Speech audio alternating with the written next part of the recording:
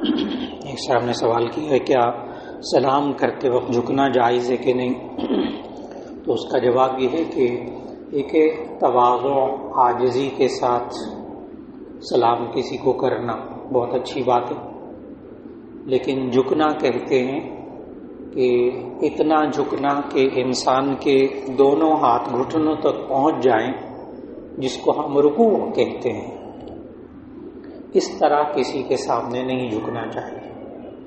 کسی انسان کے سامنے نہیں جھکنا چاہیے۔ اتنا جھکنا کہ انسان کے ہاتھ گھٹنوں تک پہنچ جائیں، اسے رکوع کہتے ہیں، اور یہ صرف اللہ کے لیے ہے۔ ہاں، البتہ آپ ادب سے ملنے کے لیے تھوڑا سا جھک جاتے ہیں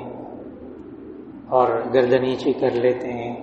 سلام کرتے ہوئے عاجزی کے ساتھ، بڑوں کے سامنے، بزرگوں کے سامنے، جائز